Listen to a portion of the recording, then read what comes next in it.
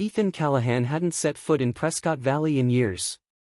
But the letter stuck in his grandfather's screen door changed everything. The air smelled like mesquite and sun-baked clay when he stepped out of his truck.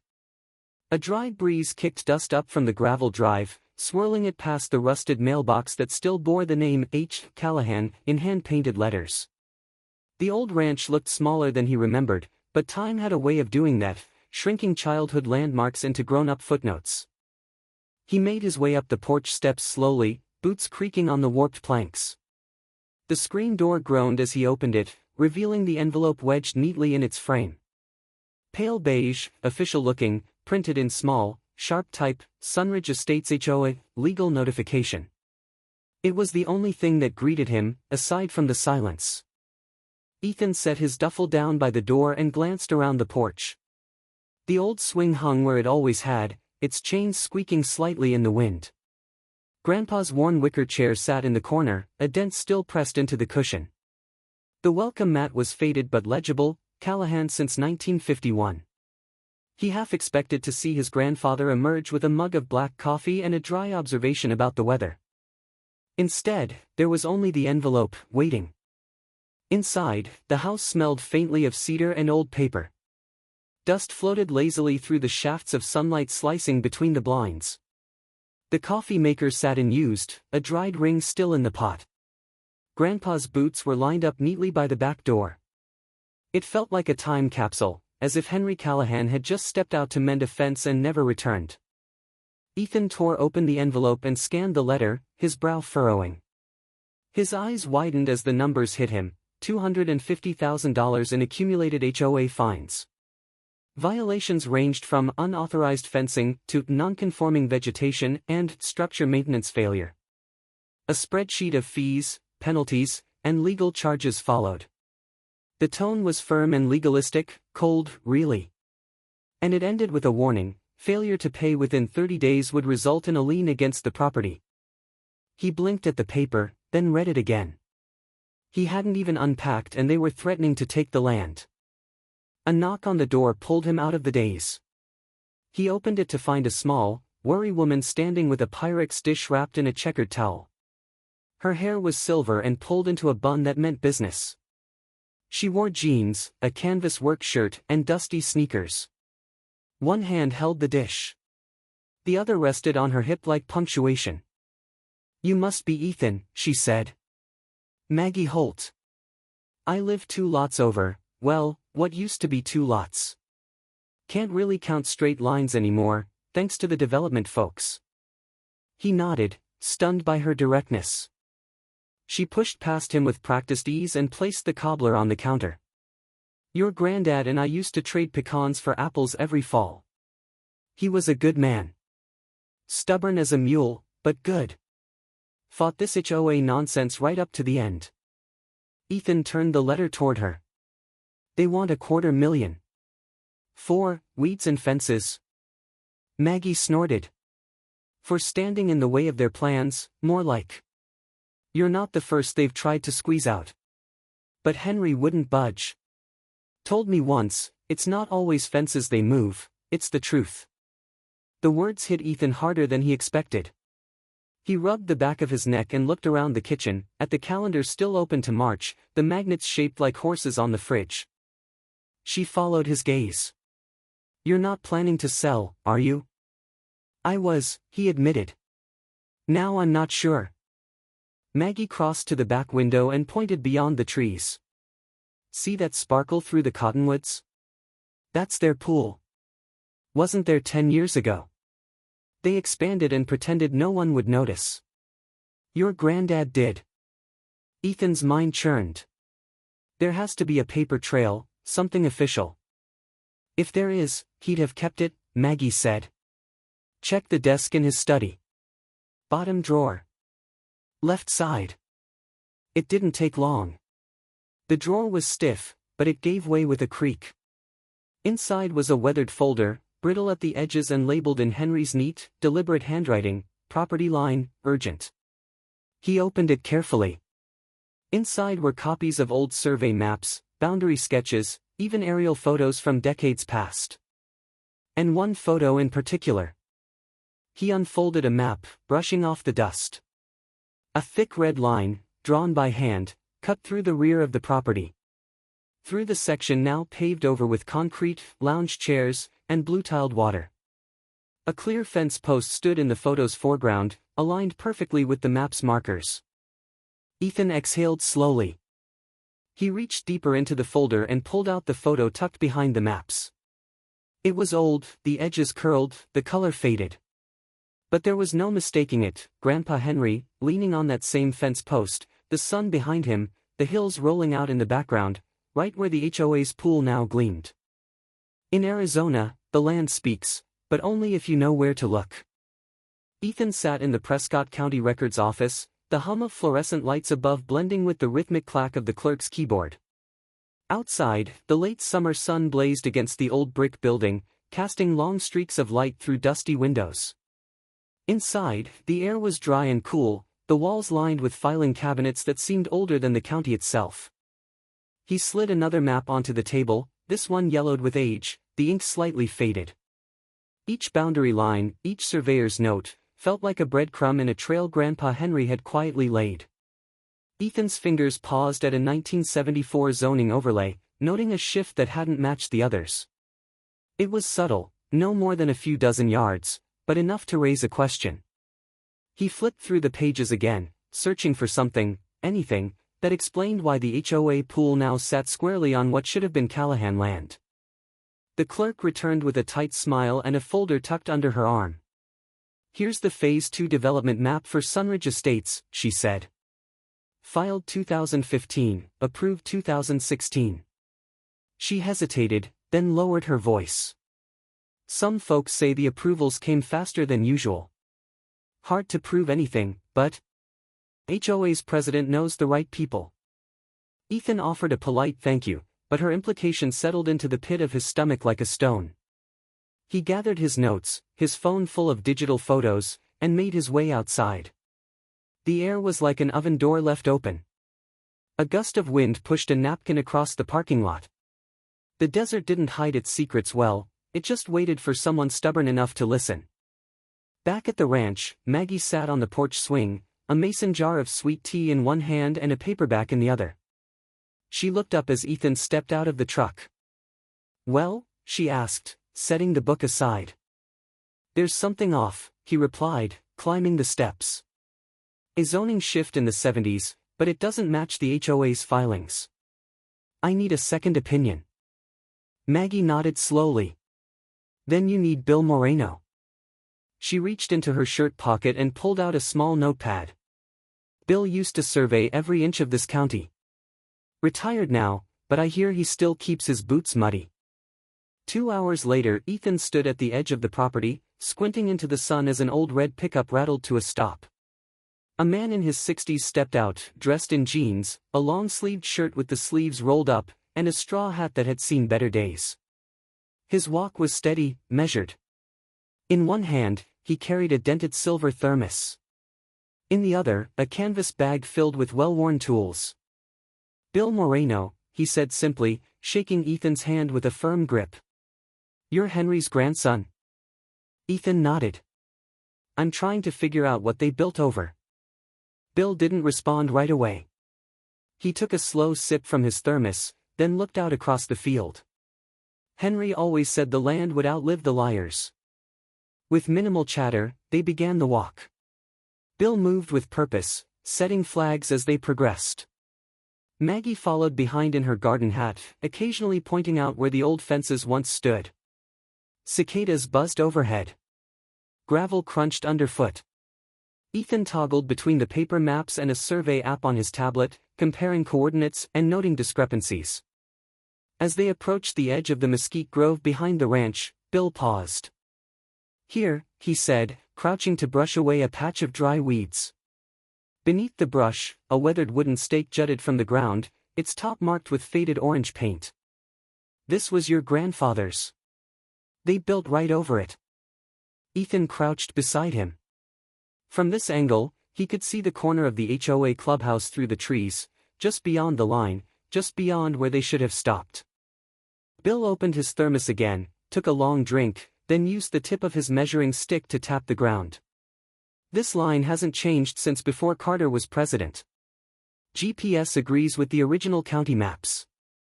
That pool, that whole back end of the clubhouse, it's about 200 feet into Callahan land. Ethan took a breath, the weight of confirmation settling over him like the heat. They finished the loop just as the sun dipped behind the red rock hills, bathing the field in a warm amber glow. The sky stretched wide and quiet, the last light of day resting gently on the roof of the ranch house. As Bill packed up his gear, he glanced toward the horizon. "You've got them, Ethan. But they won't go down easy. Some people build fences. Lynette Ashford built a pool, and crossed the line." Ethan's boots clicked dully on the tile floor as he entered the Sunridge Estates HOA clubhouse. The air inside was a solid 10 degrees cooler than the heat pressing outside, scented faintly of citrus cleaner and chlorine. The contrast was jarring. Outside, cracked dirt and barbed wire. Inside, marble counters, high ceilings, and polished wood paneling. This wasn't a place built for ranchers. It was curated comfort for those who preferred their nature ornamental. A young woman looked up from behind a sleek reception desk. Her name tag read Tori. Her blonde hair was pinned neatly back, her smile practiced but tight. "May I help you?" she asked. "I'm here to see Lynette Ashford," Ethan replied, holding up the manila folder under his arm. "Tell her it's about the pool." The corners of her mouth twitched slightly. "One moment." She disappeared through a frosted glass door. Behind her, a wall of framed certificates boasted community honors, Outstanding HOA of Northern Arizona, 2020, Best Planned Residential Phase Design. The accolades felt sterile, like corporate wallpaper masking something rotten underneath. Tori returned a moment later, gesturing for him to follow. They walked down a wide hallway with recessed lighting and subtle jazz playing overhead. The meeting room at the end was spacious and orderly. Floor-to-ceiling windows offered a view of the pool, blue and calm under the sun, bordered by symmetrical hedges and a row of chaise lounges. Lynette Ashford sat at the head of a long conference table, flanked by 3 silent board members. She stood as Ethan entered, her heels clicking softly as she offered her hand. Her blazer was cream-colored, her pearl earrings glinting under the lights. Her expression was pleasant, precise, and unreadable. "Mr. Callahan," she said, smiling. "We've been expecting you." Ethan didn't sit. Instead, he opened the folder and laid out the old survey maps and photographs. The photo of Grandpa Henry leaning on the boundary stake sat squarely in the middle. "I believe Sunridge's pool and part of your clubhouse were built on Callahan land," he said calmly. "The survey confirms a 200-foot overstep." Lynette leaned over the documents with apparent interest, her fingers carefully avoiding contact with the paper. "These are fascinating," she said. "Though I must say, this area has undergone several resurveys since the 1970s. We've followed all required protocols." Ethan held her gaze. "Even if those protocols erased existing boundaries?" She straightened slightly, her smile tightening. "That's a serious accusation." "It's a serious pool," he replied. Tori stood quietly near the doorway, arms clasped, eyes flicking between them. Lynette exhaled softly, then walked to a side credenza and poured herself a glass of lemon-infused water. "Mr. Callahan, your grandfather was passionate and misinformed. I had hoped, now that the property is in your hands, we might avoid unnecessary conflict." She turned, water in hand. "We're prepared to offer you a generous buyout. We can settle this gracefully, with dignity. You'll have the resources to restore the ranch, or start fresh somewhere else." "I'm not selling," Ethan said. The silence that followed wasn't empty, it was calculated. Lynette walked back to the table, set her glass down with care, and slowly closed the folder. Her manicured fingers paused on the worn cover. "You've inherited more than just land. You've inherited defiance." She motioned to one of the board members, who quietly passed her a new document. Lynette slid it across the table toward Ethan. "Due to your grandfather's continued non-compliance and your current actions, the HOA has reassessed the fines. The total now stands at $312,000. And should you persist in spreading defamatory claims, we will pursue legal remedies. He didn't take the paper.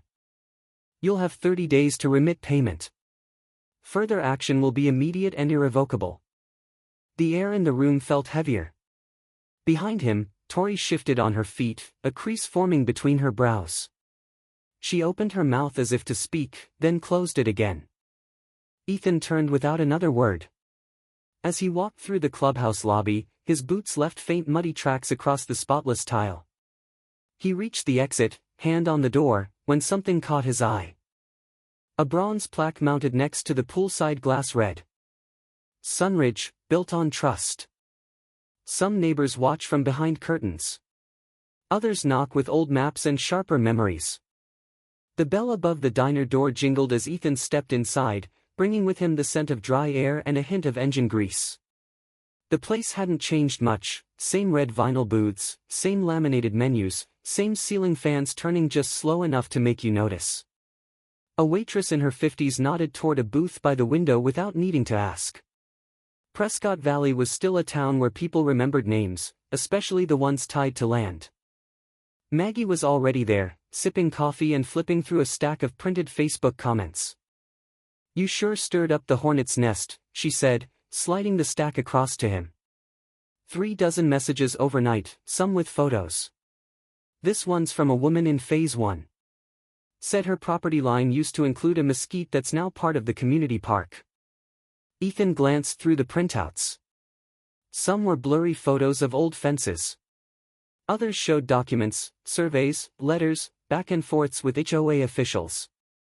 The stories followed a pattern: land subtly redrawn, homeowners confused or ignored, and Lynette Ashford's signature at the bottom of most responses. The waitress arrived with 2 plates of chicken fried steak. Maggie tipped her before the woman even refilled the coffee. Ethan checked his phone. He'd posted the call for photos the day before, hoping for a few leads. He didn't expect a man like Carlos Vega. They met later that afternoon on Maggie's porch. Carlos was built like a man used to bending steel and not complaining about it. His thermos bore the faded imprint of the 2018 HOA crew, though he kept it turned inward as he sat down. "I worked Phase 2, Carlos said, voice low. "Pool and clubhouse. Was on the crew when we broke ground." Ethan leaned forward. "Did you ever see any changes? Flags moved? Boundaries adjusted?" Carlos glanced toward the road, then back. "There was a guy, survey subcontractor. Said the markers didn't match the map. Next week, he was gone. Another guy took over. New markers. No one talked about it." He pulled a photo from his wallet and slid it across the table. "This is from my first week. That post. Original marker, backed by steel rebar. Not the kind you move accidentally." Ethan studied the photo. The stake stood in rocky soil, flanked by brush. The clubhouse would now stand just behind it. Maggie gave a low whistle. Carlos stood. "I've got more, but I don't want to be the only name out there. You find someone to stand with, I'll step up." They did, that evening, in the barn. Ethan had cleared out the old feed bins and set up folding tables, corkboards, and string lines. Under the soft yellow of hanging work lights, it looked less like a barn and more like a war room. He'd labeled corners by theme: survey evidence, resident testimony, maps, then and now. Sheriff Gil Dawson arrived just after sunset. Tall and thin, with sun-wrinkled skin and a gaze that rarely blinked, he stepped into the barn and took everything in silently. Maggie offered him iced tea, which he accepted with a nod. "I can't take sides," he said, glancing at a timeline pinned with photos and dates. "But off the record, I never trusted how quick Sunridge got approval for Phase 2. Ethan didn't press further. He didn't need declarations. Just a quiet nod could shift winds in a small town. Dana Lou arrived next, clutching a tote bag bursting with legal pads and color-coded printouts. She was all energy and sharp focus. "I looked at the HOA charter you uploaded," she said, pulling out pages as she spoke. There's a clause, Section 9.2.3. Any expansion beyond the original perimeter requires unanimous board consent and a public notice. That notice never happened. She handed Ethan a highlighted copy. Also, fun fact, Sunridge filed for nonprofit tax status but listed earnings from the community pool and clubhouse rentals. That's income. That's reportable. If it's on your land, that's actionable. They worked late into the night, past the hum of cicadas, through the sounds of coyotes crying in the distance. Carlos returned just before 10 with a USB drive full of time-stamped images from the early build days. They projected them onto the side of the barn wall. The photo that stopped them all showed the same wooden post as before, but this time, with coordinates in the corner and a surveyor's initials in the corner. This was before they poured concrete, Carlos said quietly. You can see the angle of the ridge. They knew. Sheriff Dawson crossed his arms. Son, he said slowly, voice carrying more weight than any badge, you've got the truth. Now let's see if the town's ready to hear it. When HOA smiles, it's time to check your mailbox, and your legal defense. Ethan found the flyer under his windshield wiper, printed on glossy paper with cheerful colors and bold, accusatory headlines. Sunridge Community Alert, misleading claims about HOA leadership threaten neighborhood stability. Below, in smaller print, was a photo of him taken from an awkward angle, mid-step, carrying the manila folder from last week's clubhouse visit. His name was bolded. The language was polished but unmistakable, he was being painted as a threat, a disruptor. He crumpled the flyer and tossed it onto the passenger seat of his truck. Back at the ranch, he found another surprise waiting on the porch. A man in a suit stood with one foot planted confidently on the top step, a silver tie catching the morning light.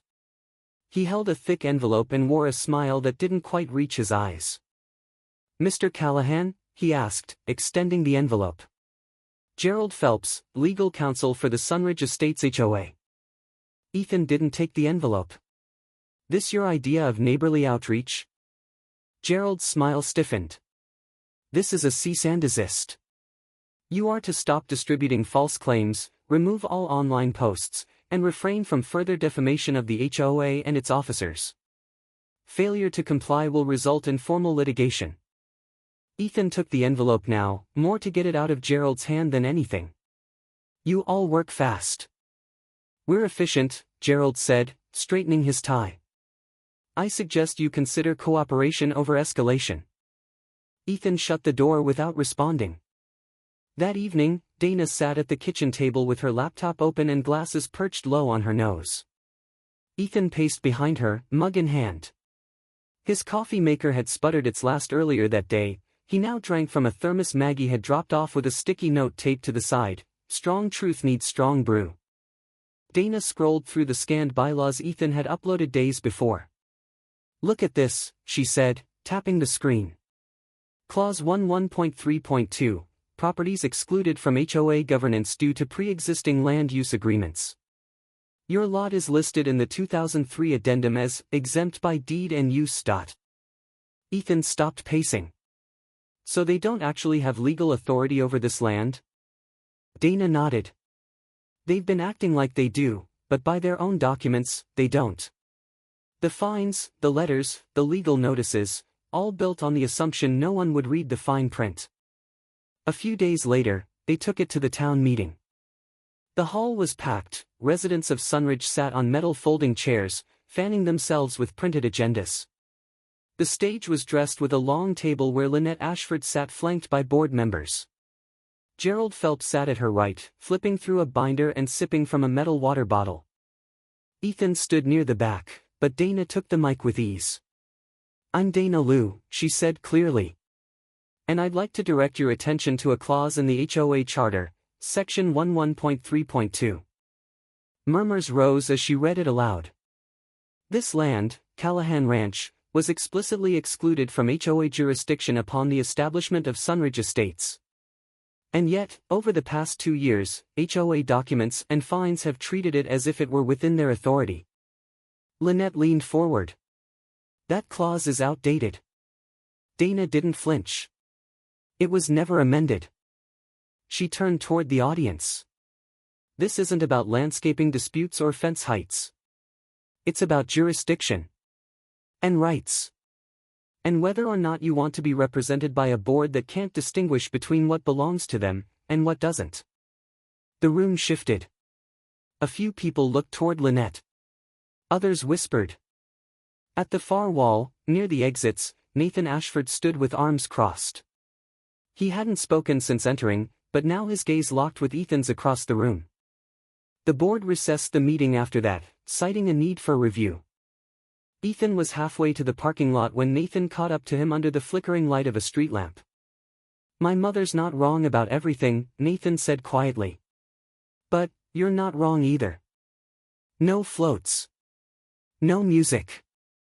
Just blueprints and receipts." The folding chairs were mismatched, some rusted, some paint-chipped, but they held strong in the dirt beneath them.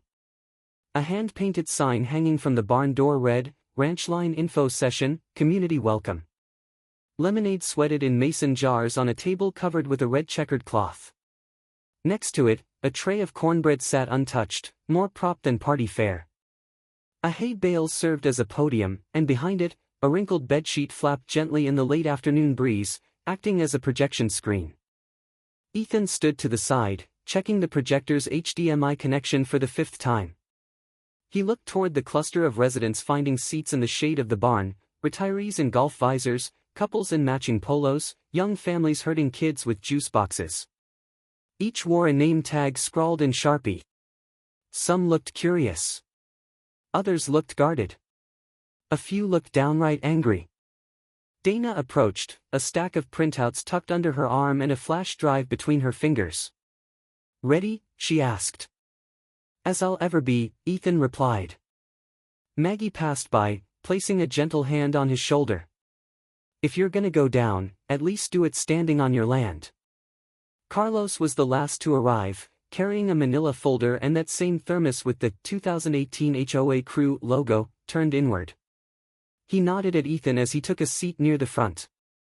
Ethan stepped up first, cleared his throat, and adjusted the mic clip to the old speaker they'd borrowed from the church youth group. "Thanks for coming," he began, voice steady. "This isn't about politics or property values. It's about truth. It's about lines, real ones, and what happens when they're crossed." He clicked to the first slide. A side-by-side of two maps, one from 1979, the other from 2015. Dana stepped forward. "Sunridge's expansion into Phase 2 wasn't just ambitious," she said. "It was sloppy. And in some cases, like the pool and clubhouse, illegal. The land your community enjoys was developed over what was never theirs to build on." She paced slowly, holding up highlighted zoning records. According to county filings, this parcel, Callahan Ranch, was never within HOA jurisdiction. Clause 11.3.2 of your own charter acknowledges that. Carlos stood next, unfolded the photo Ethan had seen weeks ago, the original stake, GPS stamped, dated. Gasps fluttered through the crowd. "This was taken 3 days before concrete was poured," he said. "The guy who flagged it was let go. No reason given." Dana returned to the mic. "The HOA never filed the required notices. The survey markers were shifted. And we have testimony that this wasn't accidental." More murmurs. Tori, standing near the back, folded her arms but didn't speak. Her expression was unreadable. Then Carlos pressed a button on his phone. A tinny voice played from the speaker, "Just shift the line, no one checks. We can smooth it out in paperwork later." Silence. The voice was unmistakably male, calm, and authoritative. The kind of voice used to giving orders and not being questioned. A woman in the front row turned toward Lynette Ashford, who had just arrived, gliding into a seat near the back with her usual composure. She didn't speak. Didn't blink. The questions began softly, then swelled. "What does this mean for my house? They knew and didn't tell us. Isn't this fraud?" One man in the middle stood up, paper in hand. His voice cut through the clamor. "My house is in Phase 2. Does that mean we're on his land too?" Some legacies are buried in the ground. Others hide in desk drawers. The house was still when Ethan stepped into the study. A breeze stirred the sheer curtain over the single window, fluttering it like breath from a ghost. Dust floated lazily in the golden light. The desk, solid oak and stained with years of coffee rings and calloused elbows, stood where it always had, unchanged since Henry Callahan's last day. Ethan had searched it before, of course. Gone through every folder, opened every drawer. But Maggie's voice echoed in his head, if Henry ever left something unfinished, it's in that study. He tried again, this time running his fingers along the underside of the drawer rails. One caught on a slight groove near the back corner. A click followed. The bottom panel popped up just a hair. Hidden inside was a single document, yellowed at the edges, folded with the precision of someone who meant for it to last. Ethan unfolded it slowly. At the top, the faded header read, Western Aquifer Resources, Water Extraction Rights Agreement, 1979.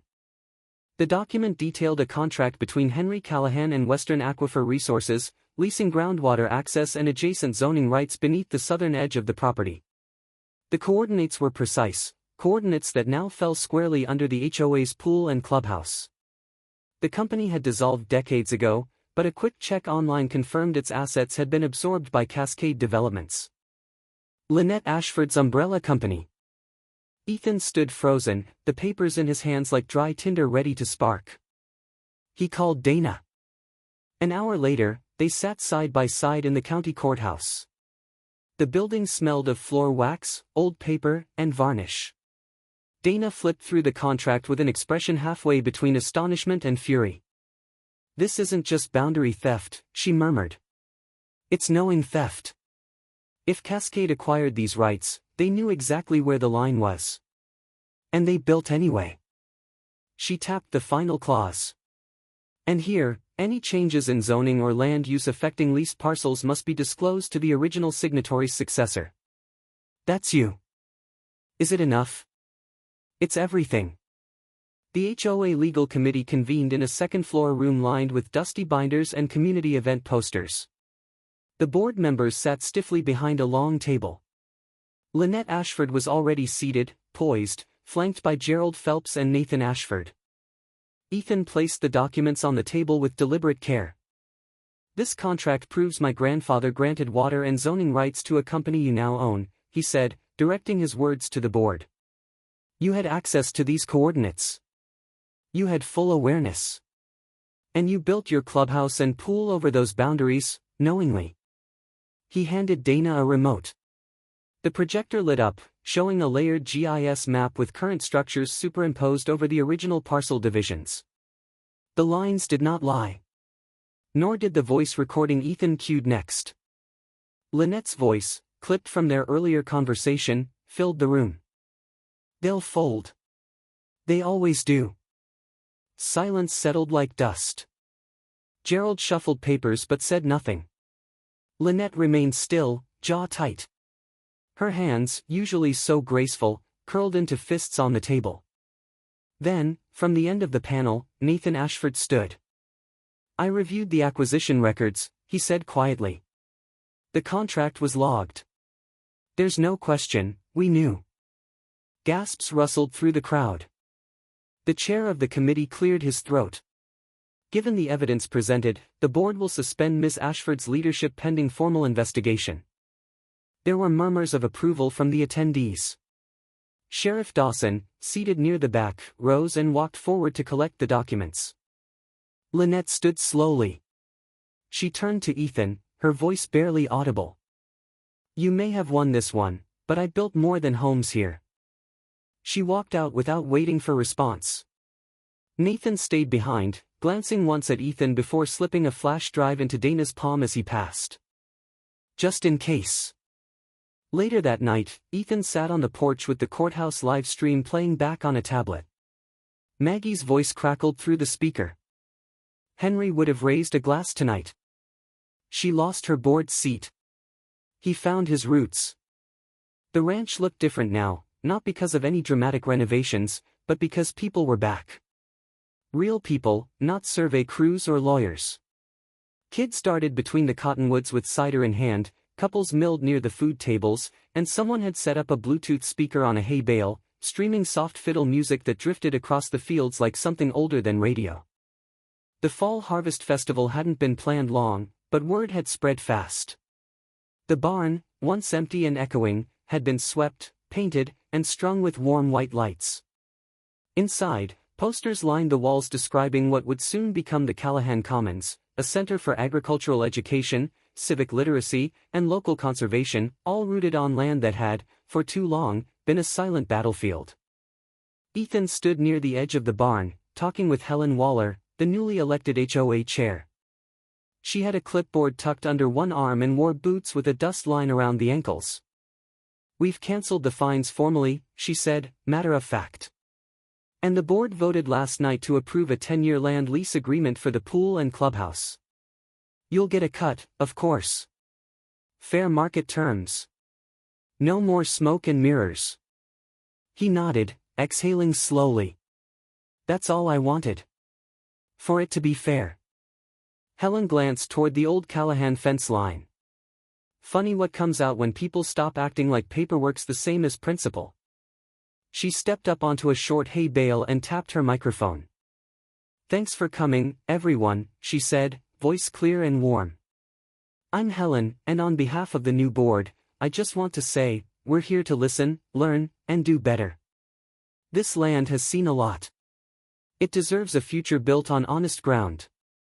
The crowd clapped, short, not theatrical. Just appreciative. Near one of the picnic tables, Maggie stood with a paper plate in one hand and something small wrapped in a cloth in the other.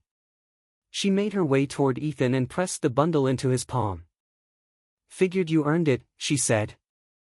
He unfolded the cloth. Inside was an old belt buckle, polished but worn. The engraving read, "Callahan Ranch, 1951. A small HC was etched on the back in faint script. "I remember this," Ethan whispered. "Your granddad never took it off until he got too thin," Maggie said, her voice catching just slightly. "Said it held more weight than the leather ever did."